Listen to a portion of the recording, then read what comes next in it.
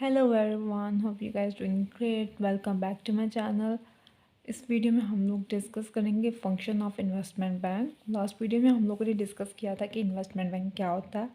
इस वीडियो में हम उसके फंक्शंस देखेंगे, मतलब ये क्या क्या काम करता है और इसके फंक्शन ज़्यादा हैं तो इसका एक और पार्ट बनेगा फंक्शन के रिलेटेड। तो चलिए स्टार्ट करते हैं फर्स्ट फंक्शन से। अच्छा, इन्वेस्टमेंट बैंक का ऑफिस तो मैंने पिछली वीडियो में बता दिया था कि इन्वेस्टमेंट बैंक क्या होता है। फिर छोटा सा ओवरव्यू दे देती हूँ कि इन्वेस्टमेंट बैंक हमारे कमर्शियल बैंक से थोड़ा सा डिफरेंट होता है। मतलब कमर्शियल बैंक में हम लोग डिपॉजिट जमा करवाते हैं और वो हमारी यूटिलिटी बिल्स वगैरह पे करता है, वो लोन्स देता है। लेकिन इन्वेस्टमेंट बैंक ऐसा कुछ नहीं करता। कमर्शियल बैंक जगह जगह पे मौजूद होते हैं, बट इन्वेस्टमेंट बैंक रेयरली आपको कहीं पे नहीं दिख जाएगा। तो इसकी जो नंबर ऑफ़ बैंक्स हैं वो थोड़े कम लिमिटेड होते हैं।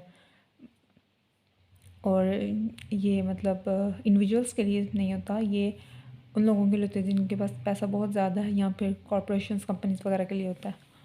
तो चलिए स्टार्ट करते हैं इनके फंक्शंस को। तो फर्स्ट फंक्शन हमारे पास जो है वो है under writing stock and bond. मतलब फर्स्ट फंक्शन हमारा स्टार्ट हो रहा है under writing stocks and bond. जैसे कि मैंने आपको बताया था कि इन्वेस्टमेंट बैंक कॉरपोरेशंस की हेल्प करता है, कंपनीज़ के लिए है। तो ये कॉरपोरेशंस को हेल्प करता है कि वो अंडरराइट कर सके उनके स्टॉक्स और उनके बॉन्ड्स को। अब कॉरपोरेशन में जो मैनेजर है वो इतना उसको नॉलेज या एक्सपर्ट नहीं होता कि वो आईपीओ भी खुद करे, ठीक है। आईपीओ की डिटेल्ड वीडियोस मेरे चैनल पर मौजूद हैं, तो आप वहाँ से देख सकते हैं कि आईपीओस क्या हैं। तो वो इतना उसके पास टाइम नहीं है, ना ही वो एक्सपर्ट है कि वो आईपीओस कर सके।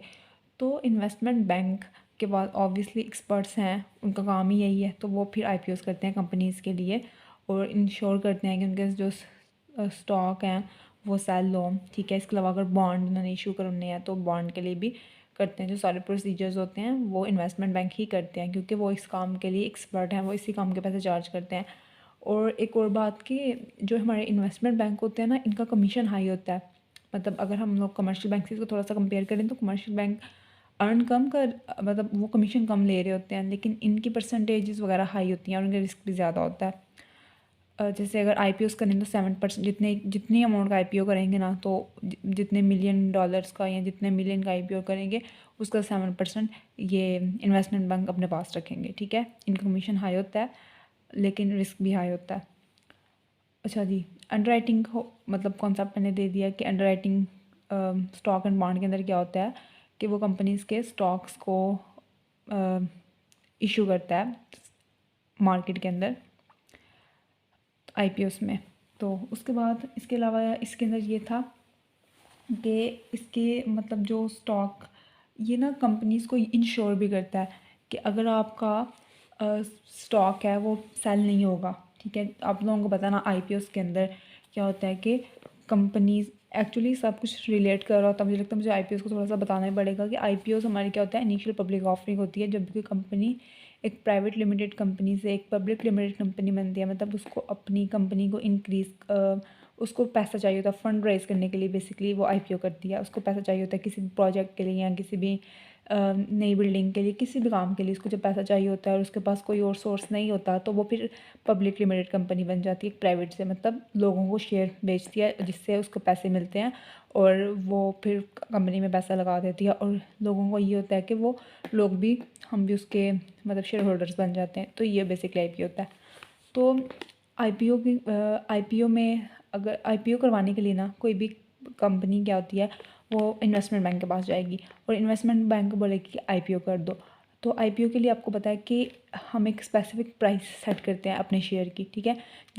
मतलब अगर एक शेयर हम लोगों का 25 रुपीज़ का है, ठीक है, तो हमने एक स्पेसिफिक प्राइस सेट कर दिया है कि इन्वेस्टमेंट बैंक बताता है कि अगर हाँ जी अपनी कंपनी के ये हालात हैं और अगर अपने अपने शेयर की प्राइस, अपने एक स्टॉक की प्राइस जो होगी, एक स्टॉक की प्राइस अगर आप 25 रखोगे तो ये गुड इनफ है, आपके सारे जो है ना स्टॉक वो बिक जाएंगे। अच्छा, आपकी जो रिक्वायर्ड अमाउंट है ना, ठीक है, जो आपको रिक्वायर्ड है वो आपको मिल जाएगी इजीली।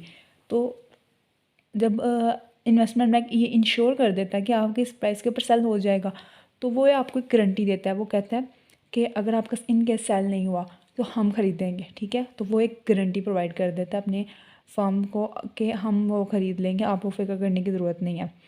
तो ये अंडर राइटिंग का कॉन्सेप्ट थोड़ा सा हो गया। उसके अलावा नेक्स्ट हमारे पास आता है गिविंग एडवाइसेस।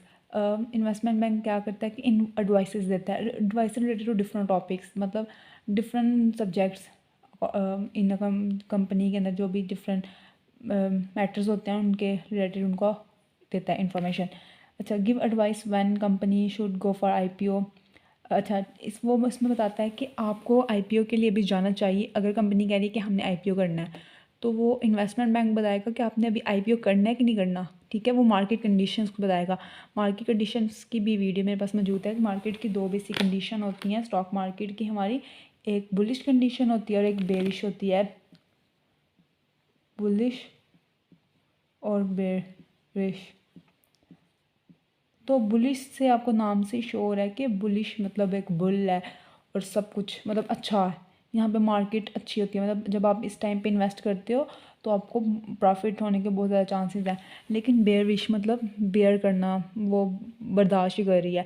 तो कंपनी मतलब हमारी जो स्टॉक मार्केट है वो बहुत बुरे हालात में है। तो अब अगर आप बुरे हालात में आईपीओ कर दोगे तो आपके आईपीओ का कोई फ़ायदा नहीं होगा, बल्कि आपको नुकसान होगा। आपके जो स्टॉक है उनकी वैल्यू बहुत कम होगी, हो सकता है वो ना बिकें, ठीक है। लेकिन बुलिश में बहुत अच्छे जाएंगे। तो वो एडवाइस करती है कि अभी मार्केट की ये कंडीशन है, क्योंकि उनका काम ही यही है। एक कंपनी को इतना नहीं पता होता, लेकिन इन्वेस्टमेंट बैंक को पता होता है, क्योंकि उनका काम ही यही है, ठीक है। मार्केट के ऊपर नज़र रखना और मार्केट की सारी इन्फॉर्मेशन उनके पास होती है। तो वो आपको बताती है कि मार्केट कंडीशन क्या है, आपको आईपीओ के लिए जाना चाहिए या नहीं जाना चाहिए, ठीक है। हमेशा बुलिश कंडीशन में ना हम लोग आईपीओ के लिए जाते हैं, बेरिश कंडीशन में कभी भी नहीं जाते। उसके अलावा क्या करती है ये, fulfil all legal requirement of security exchange commission for company. अच्छा, कंपनी सिक्योरिटी आईपीओ के लिए या वैसे भी कंपनी को ना रजिस्टर होने के लिए सिक्योरिटी एक्सचेंज कमीशन में रजिस्टर होना पड़ता है। तो उसको कुछ रिक्वायरमेंट होते हैं डॉक्यूमेंट्स, ठीक है। तो वो तमाम डॉक्यूमेंट्स, अगर एक नई कंपनी है उसको नहीं पता किस तरह करना है, तो इन्वेस्टमेंट बैंक उसके बिहाफ पे उसके तमाम डॉक्यूमेंट्स इकट्ठे करेगा और सिक्योरिटी एक्सचेंज कमीशन में इसको रजिस्टर करवाएगा, ठीक है। जो भी उसके डॉक्यूमेंट्स लगेंगे वो ये करेगा। उसके अलावा अगर हम उसने डेट इशू करना है कंपनी ने, ठीक है, लेकिन उसको नहीं पता डेट इशू सॉरी डेट उसको चाहिए, ठीक है। डेट रिक्वायर्ड करना है, डेट रिक्वायर्ड करने के लिए डिफरेंट उसको डॉक्यूमेंट्स चाहिए होते हैं, वो भी इन्वेस्टमेंट बैंक उसके बिहाफ के ऊपर अरेंज करेगा, ठीक है। उसके अलावा क्रेडिट रेटिंग एजेंसीज़, ठीक है, कुछ क्रेडिट रेटिंग एजेंसीज़ होती हैं जो कंपनी की को रेट करती हैं कि इस कंपनी की रेटिंग कितनी है, अच्छी है, बुरी है, ठीक है। और वो स्टार्स देती हैं, मतलब उस क्रेडिट रेटिंग एजेंसी से ना किसी भी कंपनी के परफॉर्मेंस का पता चलता है। उसके जो शेयर होल्डर्स होते हैं उनको पता चल जाता है कि जो इस कंपनी में हम लोगों ने इन्वेस्ट किया है इसकी रेटिंग अच्छी जा रही है कि नहीं। अच्छी जा रही होगी तो लोग उस कंपनी में इन्वेस्ट करेंगे, उस कंपनी की शेयर की वैल्यू बढ़ जाएगी, ठीक है। बुरी जा रही होगी तो फिर लोग उससे पैसा निकाल लेंगे अगर उन्होंने इन्वेस्ट किया। तो फिर क्या करती हैं कि इन्वेस्टमेंट बैंक किसी भी कंपनी को क्रेडिट रेटिंग एजेंसी के पास लेके जाती है और उसको करवाती है। अगर कंपनी को नहीं पता कि किस तरह से हमने काम करना है तो ये काम भी उसके बिहाफ पे इन्वेस्टमेंट बैंक करता है। उसके अलावा print and issue security, different securities companies issue करती है, ठीक है। उसके जो प्रिंट्स होते हैं सिक्योरिटीज़ को इशू करने के, तो वो भी काम फिर इन्वेस्टमेंट बैंक करती है। जैसे कि एग्जांपल मैं आपको देती हूँ, कमर्शियल पेपर है, ठीक है।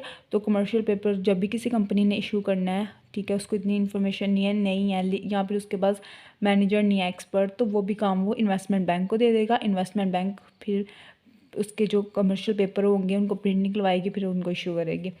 The third one is best effort. अच्छा, मैंने यहाँ पे आपको बताया था कि कंपनी ना इंश्योर कर देती है कि आपका सेल हो जाएगा स्टॉक, ठीक है। जो भी आपके स्टॉक्स होंगे ना वो बिक जाएंगे, आप डोंट वरी हो जाएं, अगर ना बिके तो हम ख़रीद लेंगे, मतलब इसको पूरी गारंटी देती है। बट यहाँ पे नहीं होता, यहाँ पे वो कहती है कि हम अपनी पूरी एफर्ट करेंगे और फिर अगर बिक गए तो ठीक है, वरना ना सही, ठीक है। ऐसा क्यों होता है यहाँ पे, तो वो कह रहे हैं कि गारंटी देते हैं, और यहाँ पे गारंटी क्यों नहीं दे रहे। इसकी रीज़न ये है कि जब कंपनी कहती है, अगर हमारे जो इन्वेस्टमेंट बैंक कह रहा है कि आपका 25 के ऊपर स्टॉक बिकेगा, सही, ठीक है। लेकिन कंपनी कह रही है कि हमने अपना स्टॉक बेचना है 30 के ऊपर, और इन्वेस्टमेंट बैंक कह रहा है नहीं, आप लोग बेचें 25 के ऊपर, बट कंपनी कह रही है हमने 30 पे बेचना है। तो इस सूरत में इन्वेस्टमेंट बैंक कहता है अच्छा मैं 30 पे कर देता हूँ आपको, लेकिन मैं आपको इस चीज़ की गारंटी नहीं देता कि आपका बिकेगा, ठीक है। इस सूरत में लेकिन अगर वो इसकी बात मान लेता है ना इन्वेस्टमेंट बैंक की, दैन इन्वेस्टमेंट बैंक उसको गारंटी देगा, क्योंकि इन्वेस्टमेंट बैंक के पास इंफॉर्मेशन होती है, उसकी डिफरेंट इंस्टीट्यूशनल इन्वेस्टर्स के साथ लिंकेज होता है, वो वो IPOs ऐसे नहीं कर लेता। मैंने IPO की जो वीडियोस में पूरी डिटेल बताई कि IPO किस तरह से होता है। वो डिफरेंट इंस्टीट्यूशनल इन्वेस्टर्स के पास जाता है, कंपनी के स्टॉक्स दिखाता है, ठीक है, कंपनी की पोजीशन दिखाता है। उसने पूरा एक फ़ाइल बनाई होती है कंपनी की, वो उनको दिखाता है और उनको बताता है कि हाँ, अगर इसका स्टॉक अगर आपको सेल करेंगे तो आप कितने पे लेंगे। वो 2 3 4 जितने बहुत ज़्यादा इन्वेस्टर्स के पास जाता है और उनसे प्राइस सेट पूछता है, ठीक है, और उससे एवरेज प्राइस निकालता है और उस प्राइस पे फिर उसको गारंटी होती है कि ये बिक जाना, क्योंकि सब ने यही प्राइस बोल लिया है। तो इस तरह से काम होता है और इसकी वजह से डिटेल वीडियो मैंने अब पोस्ट की हुई है, तो शॉर्टली बस बता रही हूँ कि इस तरह से काम होता है। लेकिन अगर फिर भी कंपनी नहीं मानती, क्योंकि इन्वेस्टमेंट बैंक ने कंपनी ही की सुननी है, कंपनी पैसे दे रही है, कंपनी के स्टॉक हैं, तो फिर कंपनी की ही मानी जाएगी। अगर कंपनी 25 के ऊपर मान जाती है तो ये गारंटी दे देता है। अगर 25 पे कंपनी नहीं मानती, कहती नहीं हमने 30 पे करना है, तो फिर ये गारंटी नहीं देता। इस तरह से प्रोसीजर चलता है। आई होप कि आपको इस 3 बेसिक फंक्शंस, इनके अंदर थोड़ी डिटेल्स भी थी, तो इनकी समझ आ गई होगी। नेक्स्ट वीडियो में हम लोग फर्दर इसके जो थोड़े फंक्शंस हैं वो डिस्कस करेंगे।